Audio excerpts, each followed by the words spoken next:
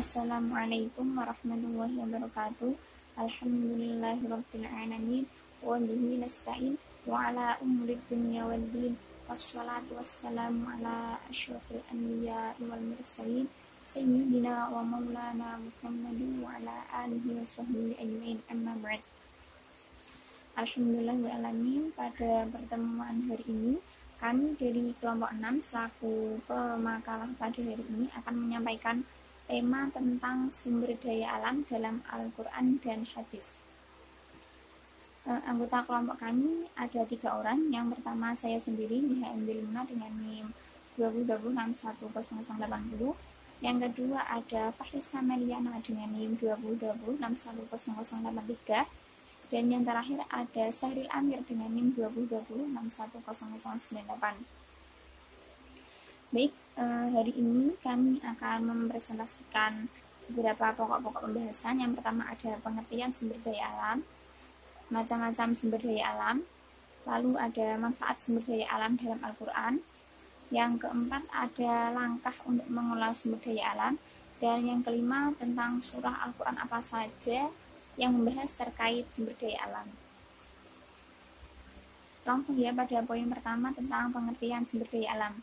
Sumber daya alam merupakan hasil penilaian manusia terhadap unsur-unsur lingkungan hidup yang dimanfaatkannya untuk memenuhi kebutuhan hidup.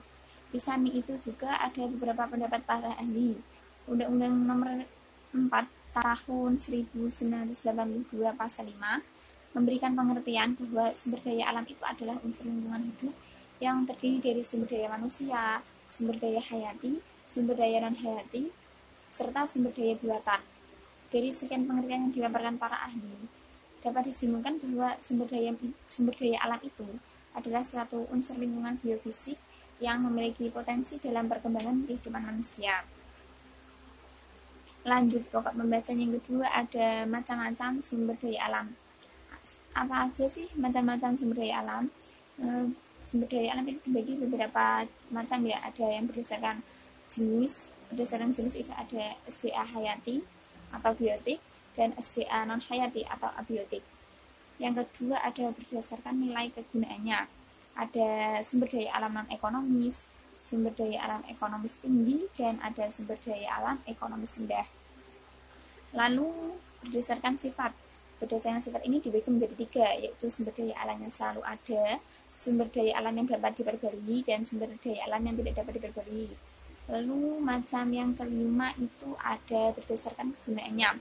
Nah, berdasarkan kegunaannya ini ada 2 macam, yaitu sumber daya alam penghasil bahan baku dan sumber daya alam penghasil energi.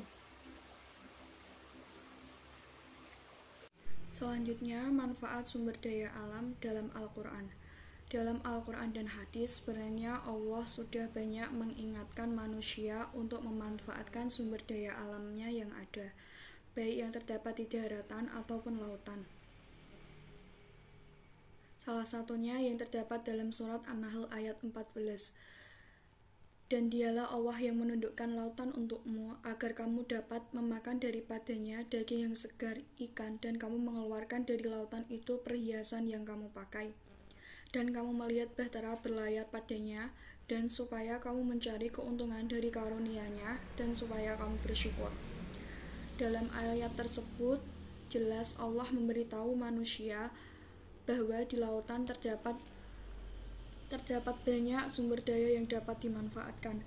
Dalam ayat ini dapat diketahui manfaat laut untuk kehidupan manusia, dimulai dari sumber makanan daging ikan yang sehat, perhiasan seperti mutiara, maupun perhiasan dalam artian yang lebih luas seperti bahan tambang. Kemudian sebagai sarana transportasi bahtera manusia. Selanjutnya, langkah untuk mengelola sumber daya alam dibagi menjadi 3. Yang pertama, prinsip berwawasan lingkungan dan berkesinambungan.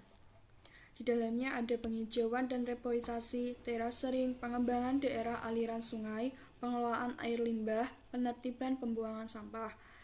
Langkah yang kedua ada prinsip mengurangi. Dalam mengambil sumber daya alam, sebaiknya jangan diambil semuanya, tetapi berprinsip mengurangi saja. Pengambilan yang dihabiskan akan merusak lingkungan dan mengganggu ekosistem lingkungan. Yang ketiga ada langkah prinsip daur ulang. Proses daur ulang adalah pengolahan kembali suatu massa atau bahan-bahan bekas dalam bentuk sampah kering yang tidak mempunyai nilai ekonomi menjadi barang yang berguna bagi kehidupan manusia. Selanjutnya ada surah Al-Quran yang terkandung memuat dalam sumber daya alam. Pertama ada surah Al-Baqarah ayat 164, yang kedua ada surah An-Nahl ayat 14, yang ketiga ada surat Al-A'raf ayat 10, dan yang terakhir ada surah An-Nuh ayat 19-20.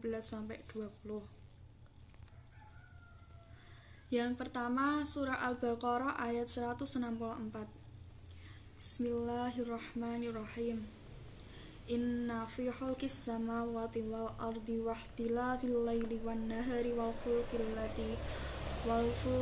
lati tajri fil bahri bima yanfa'un nasa wa ma anjalallahu minas sama'i mimma fa ahya bihil arda ba'da mautiha wa bassa fiha min kulli dabbatin wa tashrifir riyahi was sahabil musyahhiri bainas sama'i wal ardi la liqaumi ya'qilun. Kandungan dalam surat Al-Baqarah ayat 164. Alam adalah sarana manusia untuk melakukan panggilan ilmu pengetahuan. Seharusnya manusia sebagai khalifah di muka bumi ini mampu menggunakan akalnya untuk menggali lebih dalam ilmu pengetahuan tersebut agar dapat diambil manfaatnya demi kesejahteraan dunia dan akhirat. Adanya pergantian siang dan malam secara konsisten, bertiupnya angin dengan kencang, berlayarnya bahtera di lautan merupakan tanda-tanda kekuasaan Allah SWT bagi orang yang berpikir. Langit dengan planet dan macam-macam bintangnya semua berjalan dan bergerak menurut tata tertib dan aturan ilahi. Tidak ada yang menyimpang dari aturan itu. Allah SWT menurunkan hujan dari langit sehingga bumi yang telah mati menjadi hidup dan subur. Segala macam hewan juga dapat melangsungkan hidupnya dengan adanya air tersebut. Allah SWT telah menciptakan pengisaran angin yang ada kalanya membawa berkah dan ada kalanya membawa bencana. Selanjutnya akan disampaikan oleh... Baik, saya akan melanjutkan presentasi dari kelompok saya. Yang kedua yaitu surat An-Nahl ayat 14 yang berbunyi Bismillahirrahmanirrahim. Wa huwallazi syakharal bahra litakulu minhu lahman thariyan wa tastakhriju minhu hilyatan talbasunaha wa taral fulka mawakhira fihi wa litabtaghu min fadlihi wa la'allakum tashkurun. Kandungan ayatnya yaitu dari surat An-Nahl ini menyebutkan tentang nikmat adanya laut dan pengaruhnya dalam berbagai kehidupan manusia. Berbeda dengan hewan-hewan darat yang memerlukan biaya dan usaha keras, nikmat yang terdapat dalam laut dapat diambil tanpa biaya pengembang-biakannya. Laut mengembang-biakan berbagai ikan dan menyerahkannya kepada manusia secara gratis. Barang-barang berharga dan hiasan untuk manusia dapat dikeluarkan dari dalam laut. Luas bumi lebih didominasi oleh laut merupakan jalur transportasi paling murah baik untuk barang dan manusia. Semua ini membutuhkan pengaturan dan kekuatan Allah, sementara manusia dituntut oleh Allah untuk memanfaatkan segala nikmat yang ada dengan baik dan benar serta tidak lupa mensyukurinya.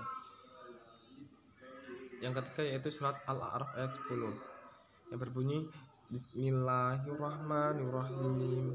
Walaqad makkannakum fil ardi wa ja'alna lakum fiha ma'aisha qalila ma tazkurun. Kandungan ayatnya itu ayat ini mengandung pengertian bahwasanya Allah Subhanahu wa taala telah memberikan karunia yang sangat berlimpah bagi manusia di muka bumi.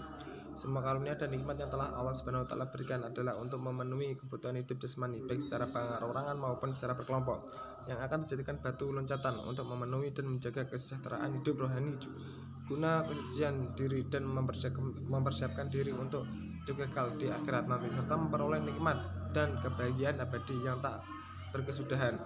Atas semua karunia dan nikmat yang tak terhitung banyaknya itu, maka wajiblah manusia mensyukuri penciptanya, yaitu Allah Subhanahu wa taala. Dan yang keempat yaitu surat An-Nuh ayat 19-20 yang berbunyi yaitu Bismillahirrahmanirrahim. Wallahu ja'ala lakum wallahu ja'ala lakumul arda bisata tasluku minha subulan fijaja. Kandungan ayat tersebut itu dalam surat ini mengandung pengertian bahwa apabila manusia mulai menghitung-hitung nikmat yang diberikan Allah Subhanahu wa taala di bumi, maka dia menyebutkan bahwa bumi itu disediakan dan dituduhkan untuk manusia, dan juga Allah menyatakan karunia-Nya kepada manusia untuk mengeluarkan berbagai tambang dan kebaikan yang ada di dalam bumi. Sekian presentasi dari kelompok kami, kurang lebihnya mohon maaf. Terima kasih. Wassalamualaikum warahmatullahi wabarakatuh.